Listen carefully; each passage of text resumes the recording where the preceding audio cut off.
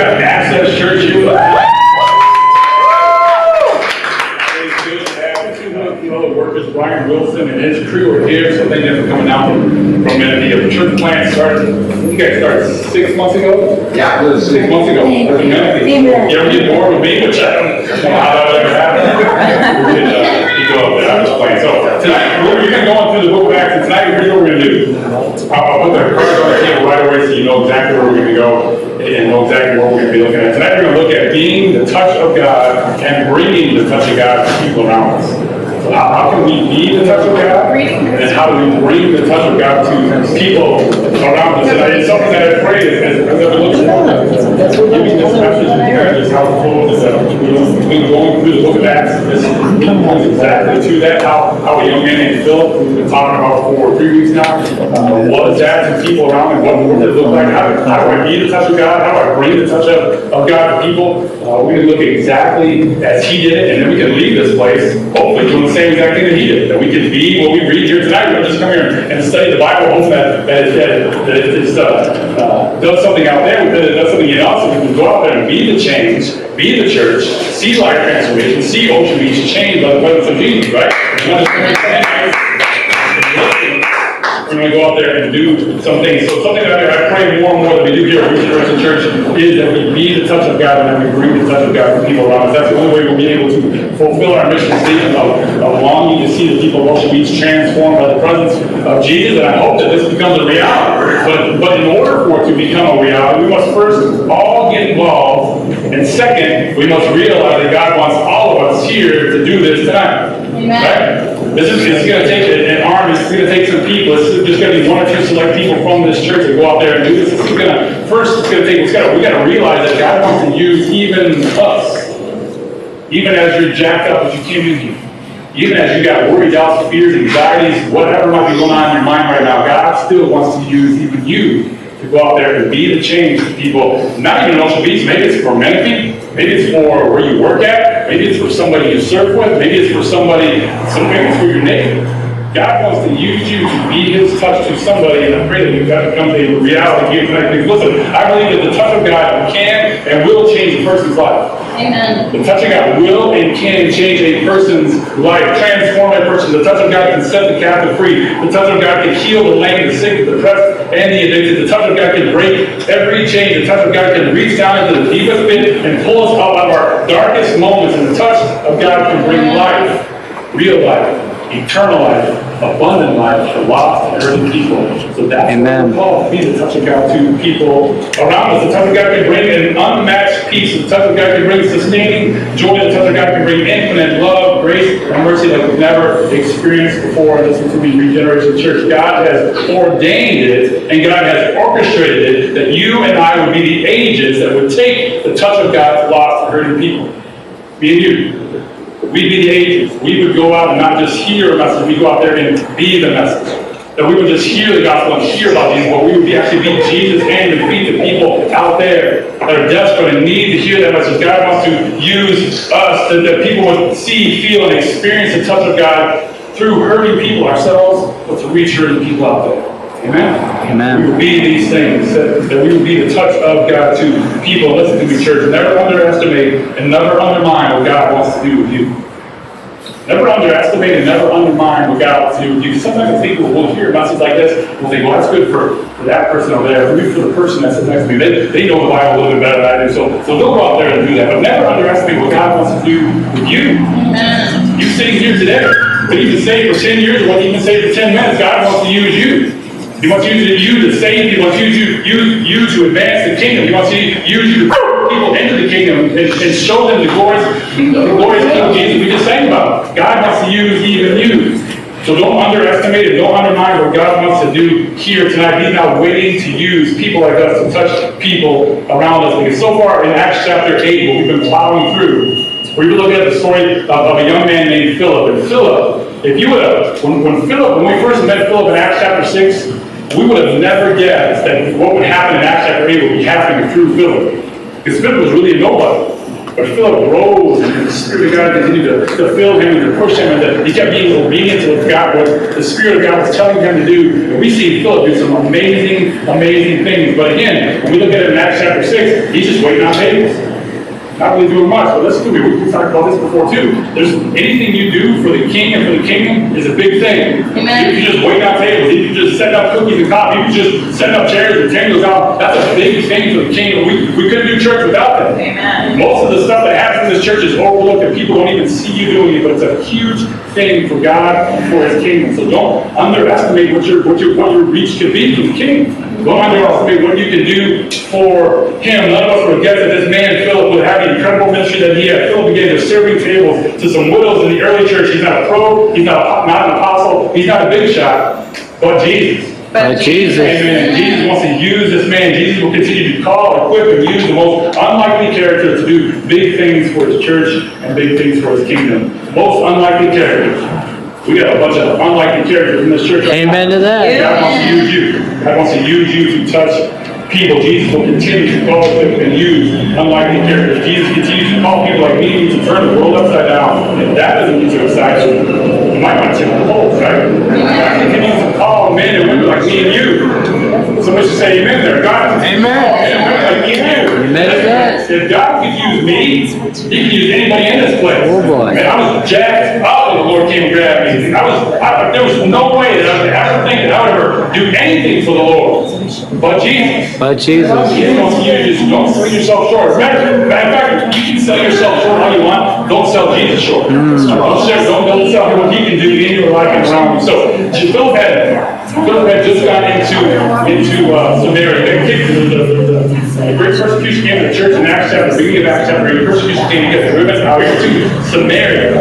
And we see revival had started in Samaria. One of the most unlikely places in all the world that the Jewish people that day were thought that a revival would take place in. But it happens in Samaria. Philip goes there, preaches the word of God, preaches the name of Jesus, the only way to salvation. And revival comes to Samaria. Maybe God has brought you here tonight that you might bring revival to Ocean Beach. Amen. And you got to say, I'm going to use this character, I'm going to use this person, this man, this woman, that they continue to chase after me, they continue to listen to my voice. I'm going to bring, just like God brought revival to Samaria, a very, very unlikely place where it happened, just like Ocean Beach. Many people have overlooked Ocean Beach for far too long. But Jesus said, I don't know overlook no beach. Here we go. I'm not overlooking the people that are here. I'm not overlooking the lost, the hurting, the addicted, the down and out, the people that the rest of the church has looked over for far too long. We're going to come here. We want to see, we pray, we continue to plead in the Lord that He would bring a sweeping of His Holy Spirit and cleanse the streets of Ocean Beach of all the sin and all the madness, the addiction that the Spirit of God would just wipe clean that's going on here. And we would see revival just like Philip saw as he went into Samaria. And each of us, like Philip, can bear the gracious and loving touch of God as well as taking the presence of Jesus to lost and hurting people. And this will change the world. Amen. The touch of God will turn the world upside down. It's like it did really now, one thing about Philip before we finish Acts chapter 8 tonight is when we met Philip in Acts chapter 6, one thing was described, all the people actually, the 7 men came to wait on tables, and one thing described all 7 of these men. The Bible said they were full of the Holy Spirit. Yes. Amen. Full of the Holy Spirit. So when we're talking about Philip, we're not just talking about somebody that just kind of came in there. We're talking about a man that was committed to the Spirit of God. A man that was chasing hard after the Lord. A man full of the Holy Spirit. I pray that we will be full of the Holy Spirit. Here we see where Philip gets his strength. Here we see where Philip gets his power. Here we see where Philip knew where to go. The Spirit of God was directing him. He get filled with that Spirit. He knew exactly where to go, and he knew exactly when to go to do the things that God was calling him to do. And listen to me, when you're full of the Holy Spirit, you'll follow God wherever He tells you to go. Amen. Amen. Anyway, go to OB. Okay, good church in Iowa, everything's going to find go to OB. All right, that's what you're saying to do. Go to Memphis, start a church there. See what that's going to look like. Yeah. Go where hurting people are. Go where there isn't a big presence of Jesus. Go there and listen to what the Spirit of God is doing. And listen to the sensitivity to the divine guidance was a major factor in Philip becoming the touch of God to others around him. His sensitivity to the Spirit of God. The Spirit of God would speak to Philip. We see here tonight the Spirit of God does speak to Philip, just like He wants to speak to me and you. He spoke to Philip, and whenever the Spirit spoke to Philip, he went. And we'll see tonight, Philip was obedient to the Spirit's direction, even when it didn't make sense to him. You ever had that? The Spirit of God comes and tells you to do something, you're like, that sounds crazy. That sounds ludicrous. That sounds like nothing like I thought I was going to plan. But Jesus, right? Jesus has better plans for us. Jesus has a much bigger plan than you can ever think or ever dream. So when the Spirit of God comes to you and tells you to do something, and it sounds kind of crazy, it's probably because it is. Because it's Jesus, right? He wants to do the miraculous. He wants to see the supernatural. He wants to lead us where we wouldn't lead ourselves. So it's going to be a little bit crazy. It's going to be a little bit different. We'll see that Philip was obedient to the Spirit's direction, even when it didn't make sense to him. When he was obedient to the call of the Spirit in his life, and we'll see, and we will witness tonight, when his flesh was pointing him one way, the Spirit of God was calling him another way. When he was saying, man, this doesn't make sense. I think I should stay here. I'm getting a little bit comfortable here, God. This seems like I should be here. God's like, no, let's go over here. Let's keep mixing this thing up. Let's keep you relying on me, Philip, instead of you relying on yourself. As far as walking in the church, when we get comfortable, that's exactly what we do. Amen. We rely on the Spirit anymore. We rely on ourselves. I built this good ministry. The church is growing. People are coming. Life is still being changed. And those are all good and great things. But if God is saying it's time to go, and brother, sister, it's time to go. Amen. It's time to leave. It's time to be obedient. Philip had enough spiritual understanding to not resist the guidance of the Holy Spirit. He had enough spiritual understanding to not resist the guidance of the Holy Spirit. And this opened the door for the Lord to move in Philip, opened the door for the Lord to bless Philip, opened the door for the Lord to use Philip far beyond his capabilities, far beyond he'd ever think or ever imagine he would do. And listen to me, because Philip had the spiritual understanding to not resist the guidance of the Holy Spirit, we're still talking about this man 2,000 years from now, 2,000 years ago. We're still talking about him, and he had a legacy. Because of his obedience to the Lord, he left a legacy that we're still talking about 2,000 years later. That's the kind of legacy I want to leave. Not some of the things I did, but what God did through me. Not the things that I built, what God built because I was obedient to Him. Right? That's the legacy we want to leave. That's something that I built, not something that I did, but what did God do? What did God call us to be obedient to Him? So tonight we're going to finish following this man of God. Let us learn the secrets of being the touch of God to people around us. So in your Bible, Acts chapter 8, page 1015. In the Bible around, if you didn't read your Bible, we'd love you to have God's word in your hands. So 1015. You want to get on your phone, you can get on your phone, tablet, however you want to look the word of God. We want you to have God's word right in front of you. One, so you see, I'm not making this stuff up. We're going to talk about it tonight. And two, because God's word is transforming. So if you don't own the Bible, we'd love you to take that Bible home. That's our free gift to you here tonight. Acts chapter 8. We've been following Philip. His ministry really started in Acts chapter 8, verse 1, and goes all the way through. We've broken it up into three parts. This is the third part. We're going to look at Philip and see exactly how he continues to be the touch of God to people around himself. Acts chapter 8. I'm not sure what verse I'm starting. I'm starting with verse 26. Acts chapter 8, verse 26 says this. Now an angel of the Lord said to Philip, rise and go toward the south to the road that goes down to Jerusalem, to Gaza. This is a desert place. Everybody say desert place. Desert place. This is a desert place. And he rose and he went. I'm going to stop there and just say a couple of things about what's going on here. First, notice the Bible just told us that an angel spoke to Philip. How awesome is that? An angel spoke to Philip. I'd love for an angel to come out and speak to me sometimes. And maybe I just don't have the sensitive ears that Philip had. But the angel came to talk to Philip and told him what to do. An angel, how awesome is that? Listen to me. When we're sensitive to the Spirit of God, I truly believe that we become open to hearing the Lord like we've never heard Him before. When we're sensitive to the Holy Spirit working in our lives and we're pouring ourselves out to Him and as He's filling us up, we become sensitive to hearing things we've never heard before. We become sensitive to hearing the angels ministering to us. We become more sensitive to God speaking to us. We become more sensitive as we read God's word, what it's saying, what we should do with what we're reading here. We become sensitive to the Spirit of God. I truly believe that we become open to hearing the Lord in ways we've never expected, in ways we've never experienced Him and heard Him before. Even angels speak to us. And even angels guide us. Hebrews 1:14 says this. It says that angels are ministering spirits sent out to serve for the sake of those who are to inherit salvation. Anybody in here inherited salvation? Yep. Anybody saved in here tonight? Yes. Amen. Have ministered to you to inherit salvation. Whether we knew it or not, whether we believed it or not, whether we heard it or not, whether we saw it or not, angels have been ministering to us even when we didn't know. True story. praise the Lord for, right? Most of us are standing here today because angels ministered to us and we didn't even know what was going on. We were totally clueless. And sometimes I think it's good that we're clueless of the spiritual realm that's out in front of us, because I think, truthfully, I think it scares us to death. Amen. The light, the darkness going on, the battles that are going on. We war against flesh and blood. We war against principalities and demons and things that are just huge. I think sometimes if we saw those things, we saw exactly all the spiritual stuff going on around us, I think someone would leave the house. Yeah. Some of us wouldn't even leave the church. Some of us wouldn't even go anywhere. So the things that are going on there, but we have to know that the angels, just as much as there's darkness, there's light. And the light wins. Right? The light wins. We know the end of the book. The light wins. The darkness is still trying to come. We see the darkness all around us as we minister and obey. Pressing back the darkness. That's what we want to do. That's why we have the ministry called Take Back What We want to push back the darkness. The enemy has had control for far too long. It's time for Jesus to come in. Yeah. Jesus to do what only He can do. Amen. We've had angels ministering to us. God directed, and what we need to see here is that God directed Philip here in a new way. I don't know if Philip had heard from angels before, but God here directed Philip in a new way, and Philip here was in touch with the Lord enough to hear, to listen, to respond, and to obey. Will we be? When God comes and talks to us in a new way, which He often does, will we be obedient enough to listen, to acknowledge, to hear, and then obey?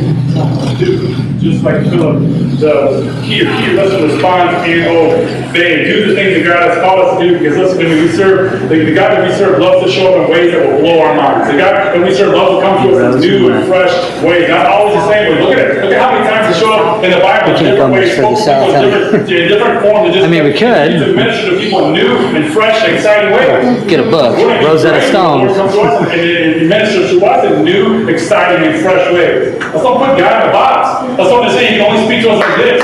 Let's say, God, we're open to whatever you want to do here. Speak Amen. to us, whatever you want to do. The Lord, just speak to us. I just want to hear you. I want to hear the Lord. I want to be obedient to His call. I want to do what He's told us to do. Do something new here, Lord. Do something amazing here, Lord. Do something God-sized here, Lord, in our lives. Let us hear it. And let us be obedient to it. Something fresh, something free, something new. We will let God do what He's going to do. We'll let God be who He's going to be. We'll just choose to obey Him, just like Philip does here. Now, second thing we need to notice about this is that the Lord has just called Philip out of something great and sends him into the desert. Remember, Philip's in Samaria. Revival is happening. This place is exploding with the joy and the presence of Jesus. Right? You're probably thinking, this is the pinnacle of my ministry. It'll never get bigger than this. Lord, I'm doing so much great things for you, and they're not calculated. It's like, Lord, this is amazing. You're using me in ways I could never have ever thought would happen. Samaria, I mean, Samaria? Who believes that the Samaritans would come to you? And now look, everybody's coming to you. And in fact, in verse 8 and 9, I believe it is, it says that Samaria was filled with great joy. The presence of God was there. I was thinking, man, God, you're going to be Lord. Surely you don't want me to stay here for a while. God comes to him. Let's go to the desert. Let's go to Palm Springs. I'm sure he's thinking, the desert? I don't know, God, if you know this, there's no people in the desert. Not much happening. There's sand, there's cactus, and there's lizards. What kind of ministry are you calling me? What do you want me to do in the desert? How am I going to serve you? How am I going to do big things for the Lord out in the desert? There's not even people out there. Never underestimate what God wants to do with you. Again, and never question what God wants to do with you. We just need to go back and do the things that He's called us to do. He's leaving a place where revival broke out. Thousands are being saved. This is the pinnacle of Philip's ministry. God is using him in dynamic and supernatural ways. Surely the Lord would not call him out of this. But Jesus. Jesus said, rise and go. Go to the desert, and Philip rises and goes. He's never called us to understand in the Bible, but He'll continue to call us to be obedient. Yeah. Jesus never called us to understand what He's doing. He continually calls us to be obedient to what He's told us to do. Our problem is we try to argue with the Lord, as if that's going to get us anywhere. Right? Lord, I think I know better. I really want me to do this. I know You really want me to stay here. Maybe I'll take a vacation to the desert, then I'll come back to Samaria, and then I'll do some more big things for You. The Lord said, no. Go to the desert. I got a plan, I got a purpose, and I got a reason for sending you out there. We'll go. We got to be obedient. Obedient even when we don't understand. Obedient when it seems absurd. Obedient when we can't see or fathom what the Lord is up to. Obedience. And out of our obedience, the Lord comes. Out of our obedience, the Lord comes blessings and truth, and comes life. our obedience. Let's just be obedient to the Lord. Let's just do what He told us to do. And watch our ministry flourish. Watch what He does flourish. Watch His hand do things we can never, and we have never, and will never see without our obedience. And as I said before, Philip was so in touch with the Spirit of God that he was not obedient and flexible as to how the Holy Spirit would guide him. He was also obedient to where the Spirit would guide him. Even when it seemed crazy for him to leave Samaria to go to a desert place that God had trapped him. Amen. So he rose and went. Not praying over it, not debating with the Lord again, if that would do any good, not grumbling, no indecision here, not gathering around all his Christian friends saying, Lord, I think the Lord told me to go to the desert. Is that really what I'm supposed to do? Just give me some input. And listen, there's nothing wrong with that. I think sometimes as we hear a message from the Lord, it's good to get people of faith around you and say, will you pray with me over this? Let's get together. Just let me hear your input on this. Sometimes God has spoken so clearly to us, He's just saying, just go. Yeah. Just go do what I'm told you to do. You know what you're supposed to do. Yes. I think many of us, if we truly look at our spirit, we're the ones wrestling with the Lord. We're the ones saying, no, this is the way it should be. This is the way I should go. This is what I thought it was going to be. This is how my ministry I thought it was going to look. But God's just saying, no, go and do what I told you to do. I believe strongly in the church today.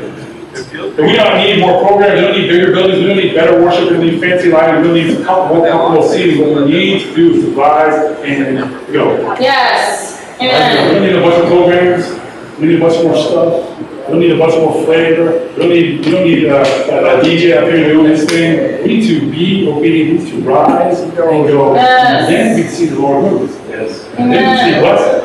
Then we see salvation coming to you. We would never guess and never believe. Amen. Because of being obedient to the Lord. We need to be obedient in everything we do, no matter what He's called to. And our response should always be this: He rose and went.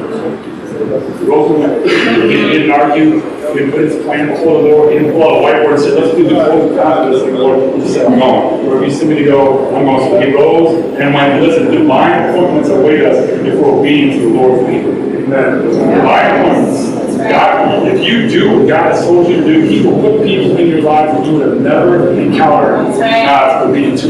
Amen. You will meet people that are looking for the Lord. God will either put you in their path or He will put them in your path. Yes. You will love that. There's no coincidence that you start to meet people. And if you wake up every morning and say, Lord, send me to wherever you want me to go, He'll send you to somebody.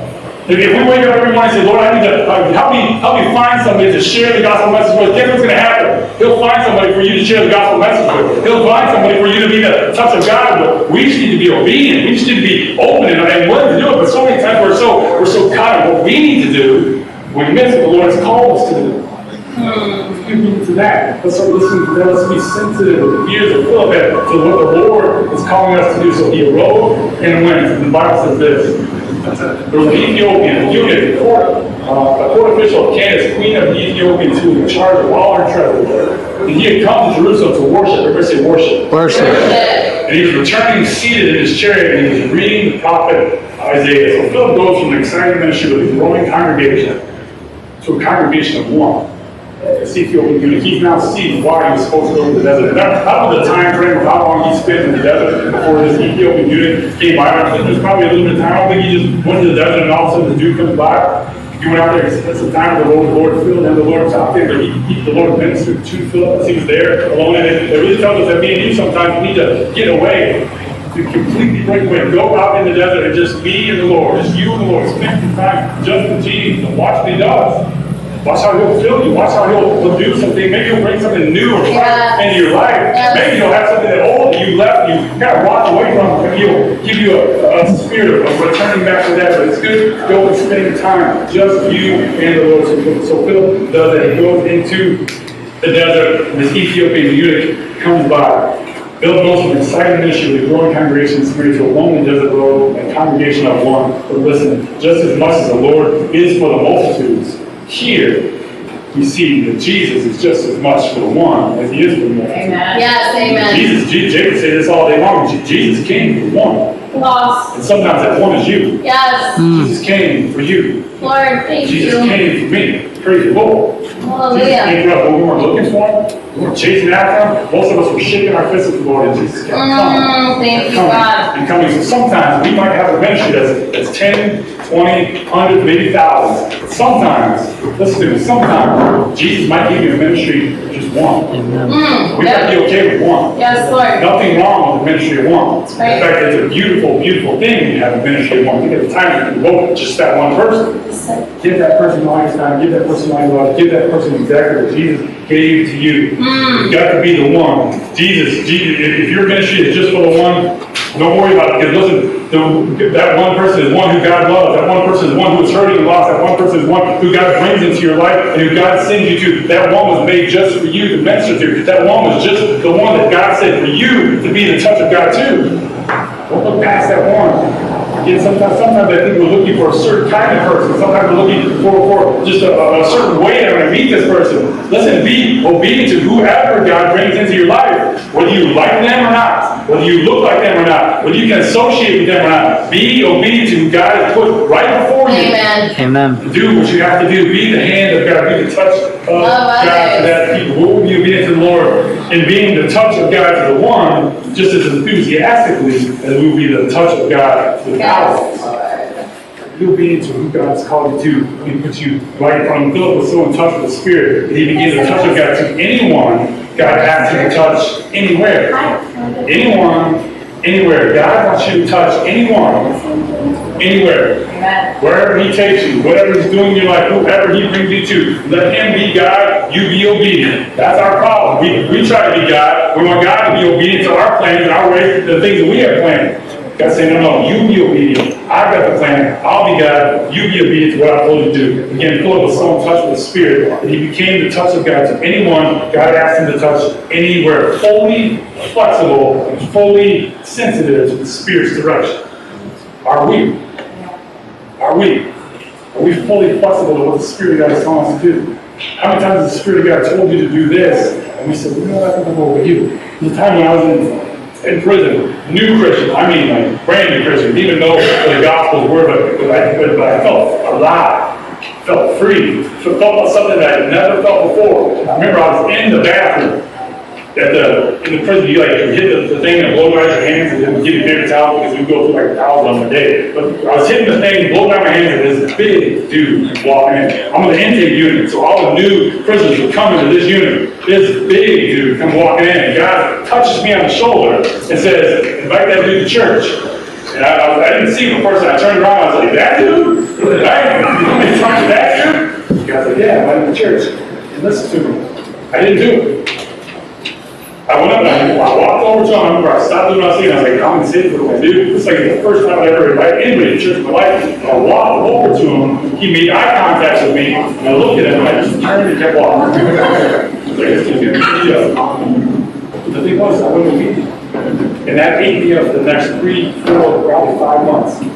Thank God, you told me about that. And every time I see that dude, I think that's why I should invite that dude to church. And I guess I did invite that dude to church. He didn't come, but I guess I did. Right? And that's why I tried to play it out. Like, I knew he would come anyway, right? But God was just saying, be obedient. Maybe he would come. Maybe in that moment he had something in his heart. Maybe it was soft at that time. I was like, what a number. God specifically told me to ask this dude because of my pride.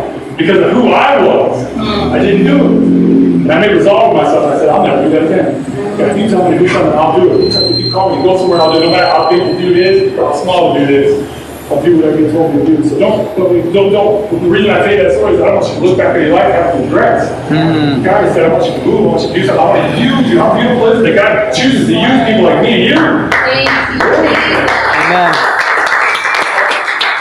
Cut you off and we're like, not me. Maybe that did. I said, no, use you. Don't underestimate. Don't undermine what God wants to do with you in your life. Philip was so in touch with the Spirit of God. He became in touch with God. Anyone, God asked him to go anywhere. So Philip goes to the desert. And after some time, a caravan passes by, and on board is an Ethiopian eunuch high up in the court of the queen Candace.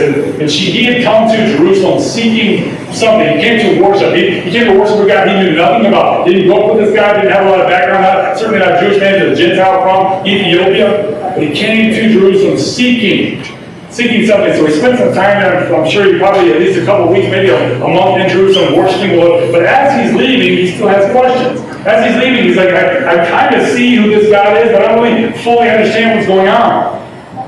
but Jesus. But Jesus. Jesus is about to blow up in this man's life and use Philip to be the touch of God to this man. Verse 29 says this, and the Spirit said to Philip, catch that, the Spirit said to Philip, go over and join this chariot. So Philip ran to him. Stop there for just 1 second here and see what's going on. Acts 8:1. Philip fled persecution that came to the church and fled to Samaria. Acts 8:26, the verse we just read here today, an angel of the Lord speaks to Philip. The verse I just read here now says, the Spirit of God now spoke to Philip. Listen, our God wants to speak to us. God wants to speak to us. Would we listen? In fact, our God is speaking to us. Are we listening? We have ears here. Jesus would say it all the time. If you have ears to hear, listen to me. I'm speaking to you. Will you listen to me? Speak. God wants to speak to us here tonight. I hope that God is speaking to you right now. God wants to use you. If we don't hear Him, we won't be used by Him.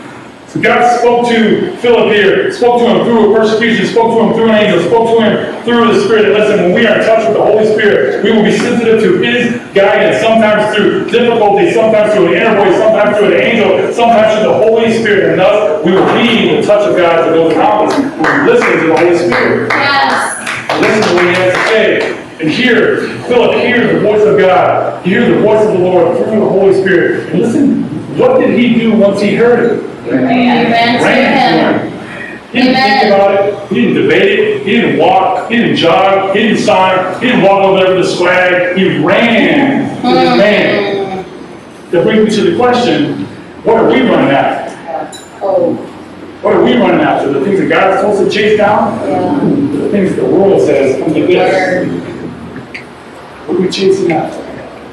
Philip ran after this man. I love the verb that ran. You see the picture of Philip. God said, go get that man. Go bring salvation to that man. Philip, with joy, overwhelming joy of his heart, ran after. He's like, I'm not missing this opportunity. How many people have we chased down for the Lord today? How many people have we let it go by? The Lord said, let's run after these people. Let's chase people down for the Lord. Let's do what God's called us to do. Let's be the transforming presence of Jesus in people's lives. Let's run after people. Let's chase these people down. So Philip here, he heard the voice of the Lord through the Holy Spirit. He ran to Him. I pray that as God calls us, equips us, and sends us, that we run after those things with full abandon. We run after things of the Lord. So we ran to Him. He heard Him reading Isaiah the prophet and asked Him, do you understand what you're reading? So this guy is reading the Bible. Reading Isaiah the prophet. I'm trying to figure this thing out. Remember, he went to Jerusalem, worshiped for a while, coming back, he's reading. And to actually have scripture, this dude had to have a ton of bread. He was a high up. Didn't have the Bible like they had, so he's got prestige, he's got money, he's got everything the world would say he needed. He didn't have Jesus, so he felt empty inside. So he's trying to figure this thing out. He's reading the prophet Isaiah, and Philip comes up to him and says, do you understand what you are reading? Do you know what's going on? Do you even know what you're reading about? He says this, how can I understand it unless somebody guides me? And he invites Peter, he invites Philip to come sit with him. And the passage of scripture that he was reading is this. It says, like a sheep,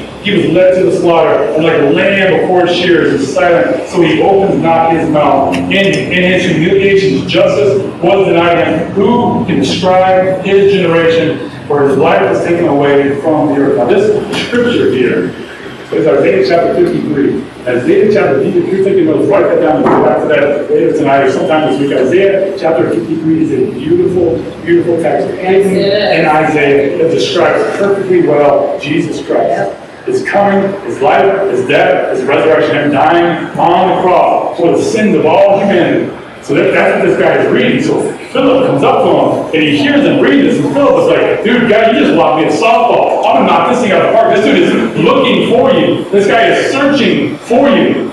This guy needed Jesus. He knew he needed him, he just didn't know. He couldn't put all the pieces together. So Philip comes along and starts to help him put the scripture together. Here's reading again, Isaiah chapter 3. Glorious text of the Old Testament. And then the eunuch said to Philip, about whom I ask you? Does the prophet say this about himself or about someone else? Say someone else. Someone else. Then Philip opened his mouth. But sometimes Philip opened his mouth. Next slide. Philip opened his mouth. This guy comes to this Ethiopian eunuch, invites Philip up. Philip is listening to him. He's like, this is what I'm reading. Who's this guy talking about? What's the scripture about? And the Bible here says that Philip opened his mouth. Sometimes, as we're being called to be the witness, that we are called to be. Acts 1:8 says, and you will be my witnesses. Right now, you might be that you will. When the Holy Spirit comes upon you, you will receive power, and you will be my witnesses. Sometimes, when we're being the witness to people around us, we have to open our mouth. Amen. Meaning, you need to tell people about Jesus. You can love on people all you want, and you should. You can help people all you want, and you should. You can feed, needy, and neglected people all you want, and you should. But listen, there comes a time when we're ministering to people, we need to open our mouth. We need to tell people about Jesus. We need to tell people about the Savior. We need to tell them the only way to salvation, the only way into heaven is to Jesus Christ. Do you know Him? That's right. We have to open our mouth. Sometimes that scares us to death. The Spirit of God, as you read Acts 1:8, says He will give you power.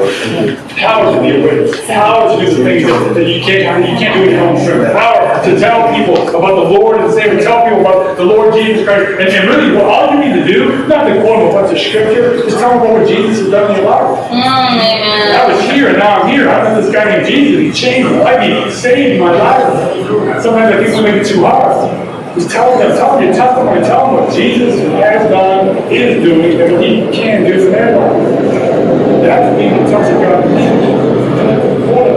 We make it too hard on ourselves. Right? We make it look like we got to do all this, but Jesus is saying, it's not about me. Just tell people about Jesus. Tell them what He's done. Tell them what He is doing in your life. Tell them about Jesus, the one who saved you, rescued you, redeemed you, restored you, is now making you more and more like Him. Tell them about Jesus, the King of Kings and the Lord of Lords, the Alpha and the Omega, Yes. who it was, the one who is to come. Tell people about Jesus, our Savior, our Sanctifier, our Healer, and our coming King. Tell them about Jesus. But Jesus. Tell them about Jesus. But Jesus. A lot of them have too much of in the church right now. We got a lot of people that can't do that. A lot of people, again, I'm talking to you. You've been saved for 10 days, you've been saved for 10 years. We've got to be able to tell someone about Jesus. We've got to be able to open our mouth and say, this is the Savior. And again, you don't have to quote a million scriptures. You're going to have to quote one. Tell them what He's done in your lives. Be able to share your testimony. I encourage you to be able to go home this week and work on saying in 3 to 5 minutes your testimony. I was here, I met Jesus, now I'm here. Amen. That's it. I was here. Jesus came into my life and now I'm here. Perfect? Not at all. I'm moving close towards that. He is making me more and more like Him. He is working things out in my life I could not do for myself. And again, far too many of us can't do exactly what Philip can do. So we might meet these people who are hungry to meet and to know Jesus, who are hungry for salvation. And we come to them and we don't even know what to say to them.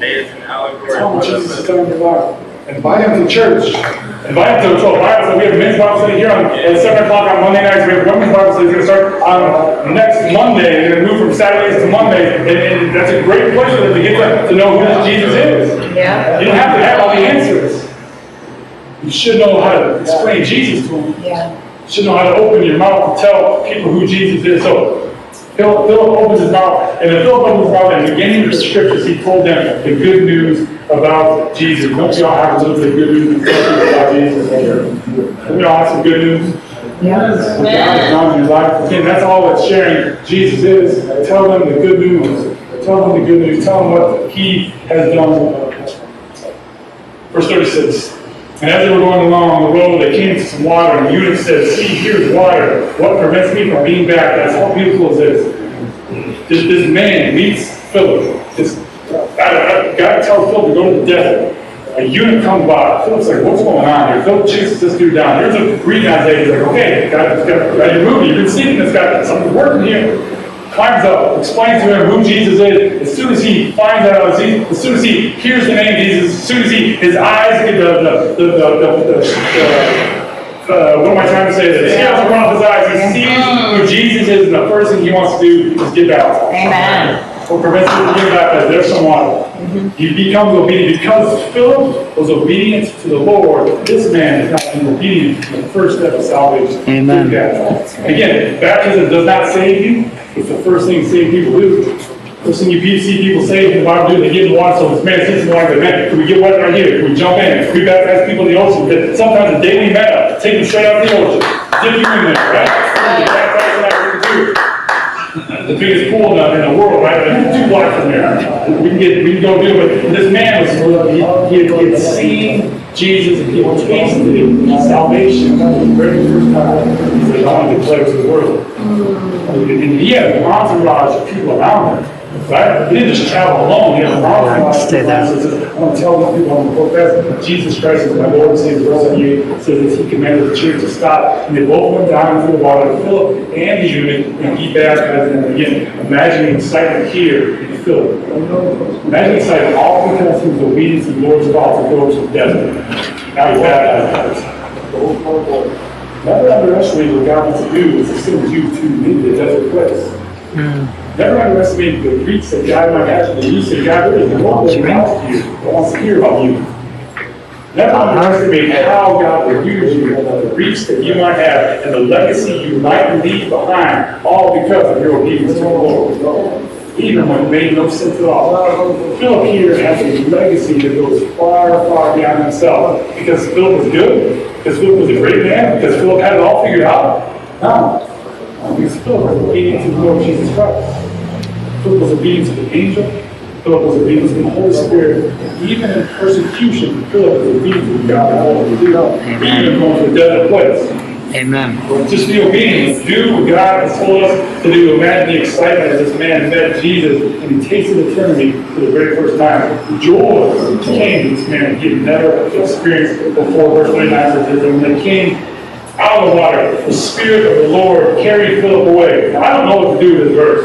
You don't see this anywhere else in the Bible. Philip he was there, he baptized the dude comes up out of the water, he's looking around going, where'd Philip go? He's gone. The Spirit, I think it was that this is just me stepping away from the Bible. This is just my thoughts. I think Philip was so in touch with the Spirit at that point. The Spirit just picked him up and take him where he wanted to go. You don't have to walk people, Philip. You don't have to run and chase after him anymore. I'm going to take you where you want to go. I'm going to take you where I want you to go. Philip, I don't know, again, that's just my thoughts on this, but Philip, the Lord carried Philip away, and the eunuch saw him no more, and went on his way rejoicing. The Ethiopian eunuch, again, tasted salvation for the very first time, met his Lord and Savior, Jesus Christ, with great, great joy in his head. When we see that joy, when we taste that joy, we know that our obedience was worth it. Whether it was for the multitude in Samaria, or whether it was for one who doesn't. Rejoicing. Let's get joy with the taste. I'm sure Philip was rejoicing as well. Philip found himself in Ephesus, and again, the Spirit just took him there, and he passed through and he preached the gospel to all towns until it came to Syria. How beautiful is that? Philip just continued doing what he was doing. Amen. Continued preaching the good news, continued preaching the gospel, continued to do what only the Lord has told him to do. I'm not going to worship team come up, we're going to spend some time thinking about being the touch of God to people. What would it look like for you to be the touch of God? What would it look like for God to you and you? What would it look like for you to be obedient to what God has told you to do, even right now, right here in this place, to leave here and go to that person maybe who God has put in your heart right now. Maybe that one person. God has been speaking to you this whole time. Maybe you haven't been, but what he's saying is, look, keep your eyes open. Keep your eyes open, because there are men and women out there that you know that we will never meet. God says, I want you to be the touch of God to that person. I want you to bring the presence of Jesus to that person. As we close here tonight, I really want to meditate on what we've seen here in these last 3 weeks in Acts chapter 8. Right? Here's a verse, here's a quote that I took out of a book that says this. It says, it does little good to be in touch with the Spirit of God and the Word of God if we are not in touch with people. It's little good for us to be filled with the very presence of God and to be dwelling in His Word. But we're not being in touch with God for people around us. God's pathway, listen to me, God's pathway will always lead to people. Lost people, hurting people, isolated people, depressed people, messy people. God says, I want to use you. I want to use you to bring my touch to them. I want to use you to bring my presence to them. I want to use you to be my hands and feet. Sometimes it's going to be awkward, sometimes it's going to be uncomfortable. It's good to be uncomfortable with the Lord. Thank you, Jesus. It's a great place for us to be uncomfortable with the Lord, because the Holy Spirit, who is our comforter, then can work in our lives. He can't comfort you when you're comfortable. Right? So we got to get uncomfortable with the Lord. He can do what He can do. But not just me and you. I'm not going to save anybody. I'm not going to transform anybody's life. The presence in us and the touch of God through us will change the people around us. People's lives will be transformed. So what you got, maybe you got 100 people on your mind right now. This is who God wants me to reach. Go after them. Run after them. Maybe you got one person. Your boss. Your co-worker. The person sitting next to you. Whoever it might be, you got that one person that God just put a burden on your heart for that person. Run after them. Just like Phil did, he chased the chariot down, chased these people down for the Lord. Look, eternity is far too long for us to play games here on earth anymore. The Spirit of God wants to move and wants to use us in this place. But just as Philip was full of the Holy Spirit to be the touch of God with people, so must we be. So sometimes to be the touch of God with people, we need to be, again, touched by God. You hear me?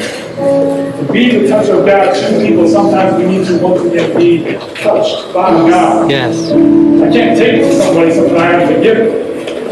But when we do that as a community, we come back to the Father, we come back to the Lord, we come back to Him, we say, Lord, I need you. We remember all that He has done for us. Remember the blood that was shed through His body that was hung on the tree, and salvation came through that. We say, thank you, Jesus. Once again, we remember that we need to keep coming back to this over and over again, that we and ourselves were nothing. The Bible says that apart from me, you can do nothing, Jesus said. John 15:5. Communion, we come back and we say, God, touch us again. We come back and we remember all that He has done for us. And sometimes we come back and we say, Lord, I want to be used more. Lord, I've taken a break, and Lord, I'm kind of worried, I'm kind of drifted. Lord, I need to come back. Lord, I need you to fill me again. Lord, I need to feel your presence. I need to feel your touch. I need to feel your comforting arms around me. And Jesus comes and meets us the moment He can. And He fills us back up. He didn't just fill us up and fill us up, He fills us up and He says, go. Go find that man or woman that I want you to touch. Go find that man or woman that I want you to run after. And we, like Philip, we rise and go. We don't debate with them. We don't argue with them. We don't do as I did in prison, say, no, somebody else will taught that to do. Go. And out of our obedience, watch the blessing come. Out of our again, don't sell yourself short here. Don't think I'm talking to everybody but you. I'm talking to you here tonight. God wants to use every single person here in this church. Every single person. There's nobody higher than you and there's nobody lower than you. We're all equal playing field here for us. God wants to use all of us. If He can use Philip, He can use you. If He can use me, He can use you. If He can use Jake, He can use you. And more than He can use you, He wants to use you. We're going to sing this last song. We're going to have to meet in communion. It's right up here in front. You don't have to come in order. Come as the Lord leads you, but come.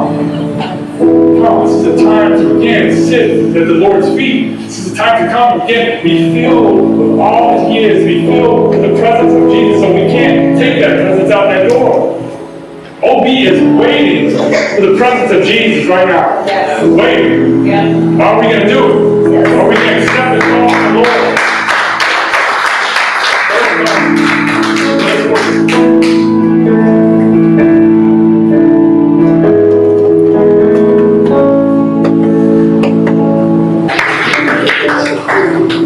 He's all we need, right? That's what we got. The time of Jesus. The overflow that we give to people just comes from the time we spend with the Lord. The more time we spend with Him, the more we're filled, maybe the greater our touch will be. He's everything we need. Through Him, through His Holy Spirit, He'll take you wherever the people you need to see. He'll take you where you need to go. He'll show you exactly, He'll show us exactly where He wants us to go, when He wants us to do it, the words we need to speak. The Bible says He'll give us the words. What are we worried about?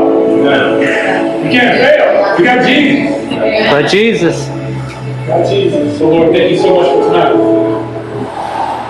But it still amazes me that you call us broken, dependent, unsure of ourselves, second guessing ourselves, jacked up as beyond people. You call us, Lord, to be your hand, to be, you call us to be your touch.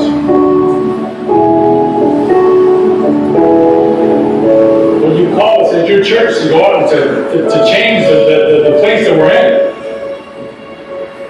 you call us to be the agents of change to take Jesus to lost and hurting people. And you fill us with your spirit to do exactly that. See life transformation. Thank you for calling us. But thank you for saving us. Amen. Thank you for being here with us tonight. Thank you for bringing those that you brought. Thank you for bringing the church from Minifee, Lord. Lord, be with those that weren't here tonight. Yes, We get a lot of people that we see one time. We don't know what it is. We know how their stories started, but we have no idea where they're at now. Lord, we pray for them. Lord, we pray that they were touched as they came here, not by us, not by the church, but by you, Jesus. That your By Spirit has Jesus. taken them where you want them to go. You are working in them even right now. That you are blessing them, Lord, that you are protecting them, Lord. Lord, be with us as we leave this place with never request. Be with us as we look to you to guide us. As we be with us as we hope to be the touch of God to people around us. Lord, give us people. Put us in the right place. Take us to the divine moments that we spoke of. Lord, help us to run hard after the things that you told us to run hard after. Lord, use us. Lord, fill us. Lord, bless us. In Jesus' beautiful, mighty, powerful, and glorious name we pray. And all God's people said, Amen. It's undeniable how brilliant you are, an unreliable world. You shine like a star. It's unforgettable now that we've come this far. It's unmistakable. It's undeniable. February 5th, Friday morning, purple dawn. Broke a